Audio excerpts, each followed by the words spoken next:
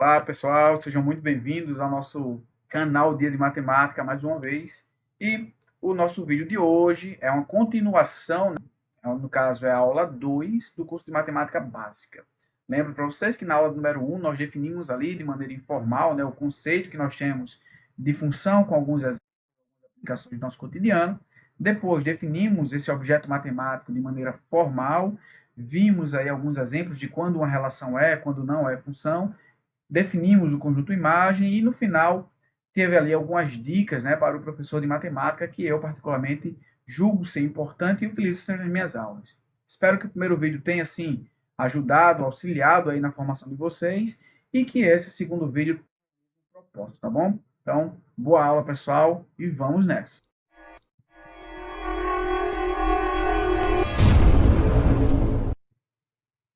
Bom, pessoal, nessa aula de hoje nós vamos definir o objeto matemático que nós iremos utilizar daqui para frente e também na disciplina de cálculo A e cálculo B, tá? Que são as funções reais e funções de variáveis reais. E, claro, as funções reais e de variáveis reais, tá bom?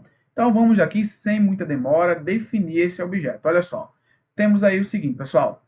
Uma função f de A em B é dita real se B está contido nos reais.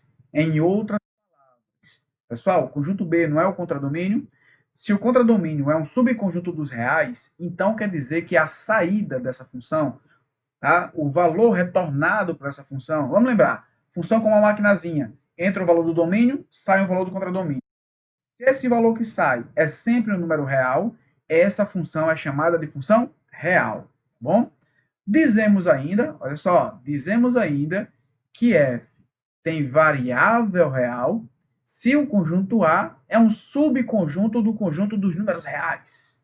Ou seja, se a entrada é um número real. Então, mais uma vez, aquela ideia da máquina, tá? Se entra um número real e sai qualquer coisa aqui, sai um polígono, sai um conjunto, sai um... enfim, sai qualquer coisa aqui, o que importa é a entrada.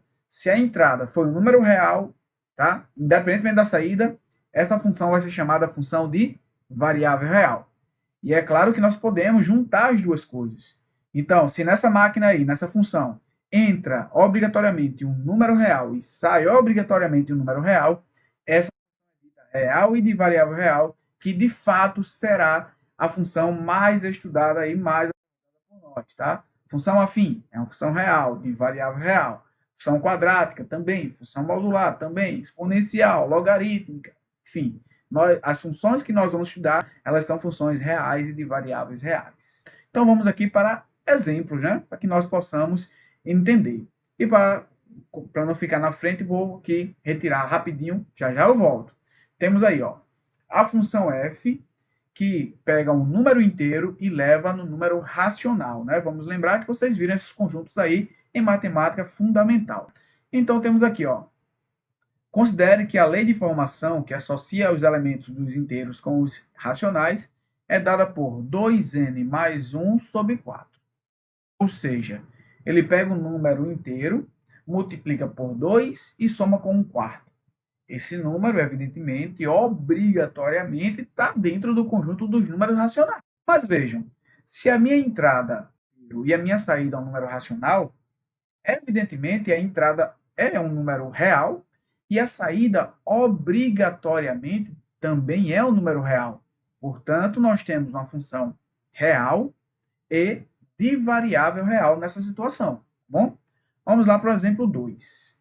O exemplo 2 é o seguinte, ó, a função que associa a cada polígono do plano sua área, ela é uma função real, mas não é uma função de variável real. Só para exemplificar para vocês. O seguinte, pessoal, olha só. Nessa função, nós temos, né, temos a função f, aí temos um conjunto A indo para um conjunto B. São conjuntos, não vazios. E vem a primeira pergunta. Esse tem que ter elementos, né? Quem são os elementos do conjunto A? Os elementos do conjunto A são polígonos, né? Aí, ó. São polígonos. A função ela faz o quê? Ela pega um polígono e leva no conjunto B, né? Esse conjunto B aí é um número real, tá? que é a sua área. Então, temos aqui que esse conjunto B, ele é um subconjunto dos números reais. Então, veja, se eu pego um polígono e levo um número real, evidentemente que essa máquina, vamos supor que a função, né, definida como uma máquina, a entrada dela é um polígono e a saída é um número real. Então, nesse caso, nós temos que é uma função real, porque a saída é real, mas não é de variável real, porque a variável que entra é um polígono, tá bom? Então, espero que tenha esclarecido isso aí para vocês. Vamos aqui para o nosso exemplo 3, e para isso, deixa eu só tirar esse quadro daí, e para aparecer aqui, né? Vamos para o exemplo 3, olha só. O exemplo 3 diz assim: a função que associa cada número natural, conjunto formado pelos primos menores que ou igual a ele, é uma função de variável real, mas não é uma função real. O que é que isso quer dizer? Então, vamos aqui ver o que é que isso quer dizer. Deixa eu explicar. Então, aqui, olha só. Essa função, ela faz o seguinte, né? Ó, é uma função f, que ela faz o quê? Ela pega um número natural, tá? Pega qualquer número natural e leva aonde? Leva num conjunto B, tá bom? Mas observem aí, deixa eu até sair aqui para vocês verem novamente, ó. Esse conjunto B, ele é formado por um conjunto, tá vendo, ó? Por quê? Vai pegar um número natural e levar no conjunto formado pelos primos menores que ou igual a ele. Então, que conjunto é esse? Vejam, nessa função, quem seria para a gente, por exemplo, o f de 6? Quem seria a imagem do número 6? A imagem do número 6 não é um número, mas um conjunto. Que conjunto? Conjunto formado pelos primos menores que ou iguais a 6. Então, nós temos aqui, ó, o 2, o 3 e o 5. Então, veja que para qualquer número natural que nós calcularmos nessa função, ele vai ter um único conjunto associado a ele, tá? Então, por exemplo, quem seria o f de 15? O f de 15 é um conjunto formado pelos elementos 2, 3, 5, 7, 11 e 13, né? Que são os números primos menores que ou iguais a 15. Então, cada número natural vai ter aí o seu conjunto associado a ele. Mas o que é importante ver aqui, essa entrada, conjuntos naturais, evidentemente, ó, ele está contido no conjunto dos números reais. Logo, a entrada é um número real. No entanto, a saída é um conjunto, evidentemente que não é um número real. Logo, a função, como temos aqui no exemplo, ela é uma função de variável real, mas não é considerada uma função real. Bom, espero que tenha ficado aí claro para vocês o que é uma função real e o que é uma função de variável real. Aí, falou de função real, geralmente, né, seguindo aí a sequência dos livros, o que nós temos agora é o domínio maximal de uma função real, de variável real. Professor, o que danado é isso? Tenha calma. Geralmente os livros, de maneira meio que equivocada, eles dão lá para você uma expressão e pergunta qual é o domínio dessa função. Pessoal, nós não temos como determinar qual é o domínio da função apenas com a fórmula e não tem como dizer. Tá? Então, o que nós podemos pedir na função, quando nós, de certa forma, respondemos ali o domínio, é perguntar, né, qual seria o maior subconjunto dos números reais para o qual aquela função, do jeito que está ali, aquela relação, do jeito que está ali, ainda será uma função. Porque existem funções que há restrições, que nem todo número real encaixa ali para que seja uma função.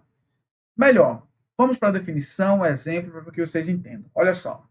Definição. Seja f uma função real, de variável real, tal que a imagem f de x é dada por uma fórmula, tá? Então, temos aí uma função, uma f, que é uma função, e temos f de x, que é uma fórmula ali, tá? Denominamos domínio maximal ao conjunto mais amplo possível que possa servir de domínio para f.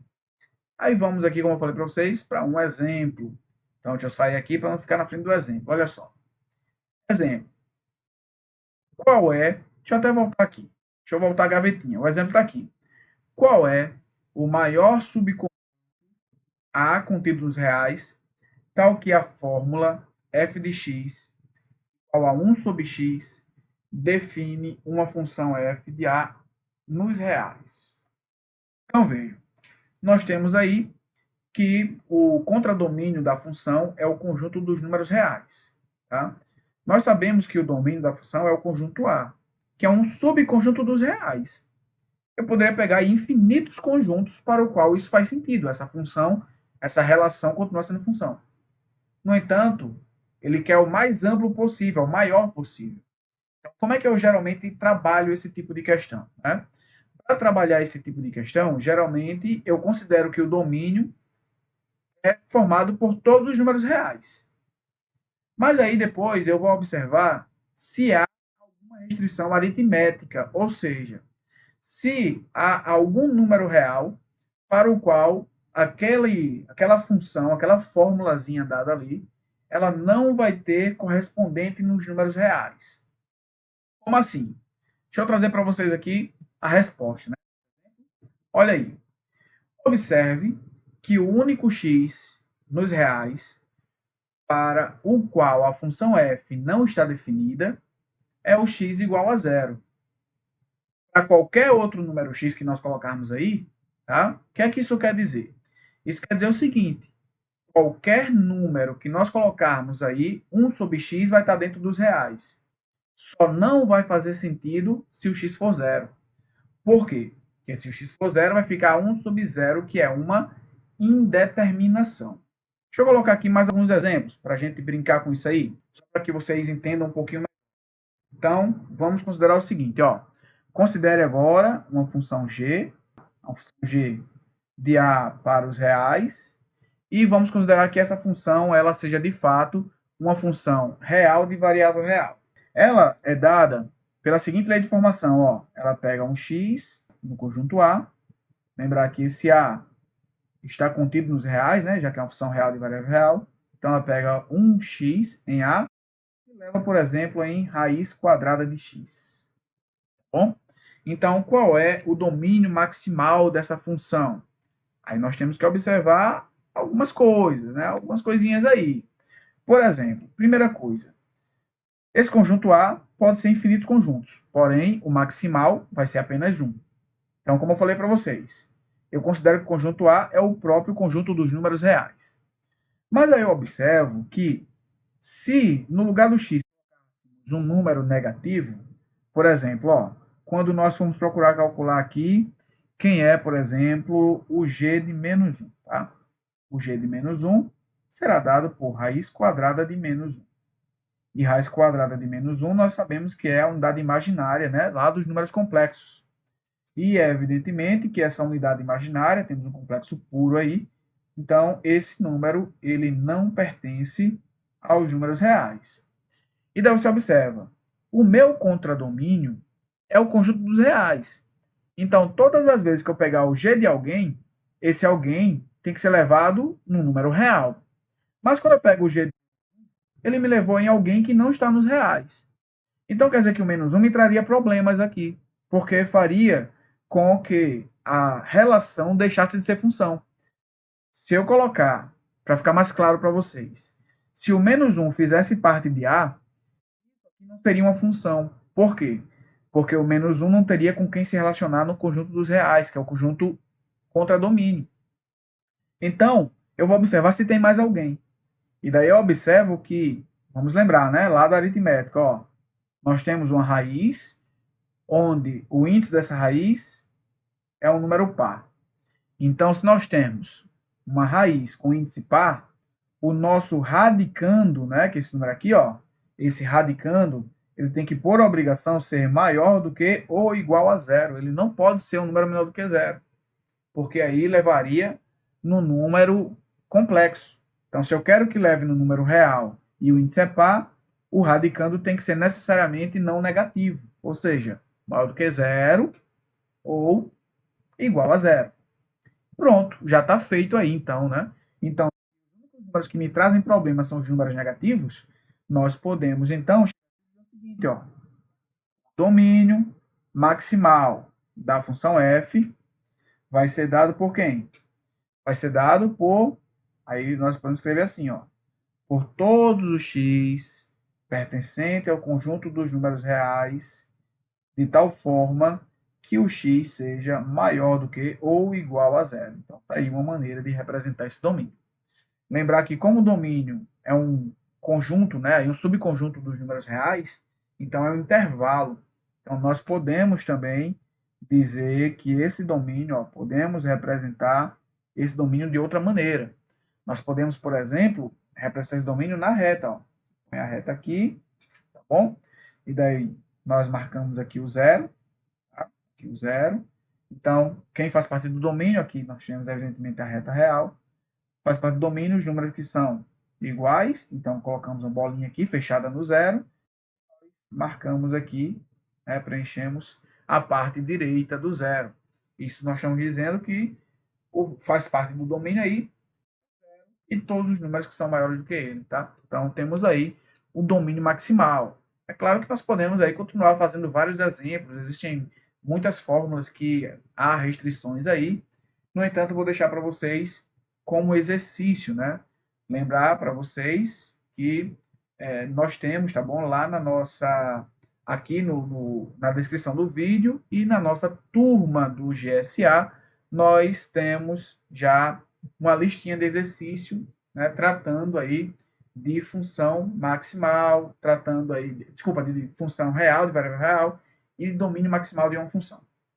Espero que essa aula tenha ajudado você a compreender aí, né, o que é uma função real, de variável real, e espero que, de fato, tenha importante para a sua formação. Muito obrigado, até a próxima. Fiquem com Deus.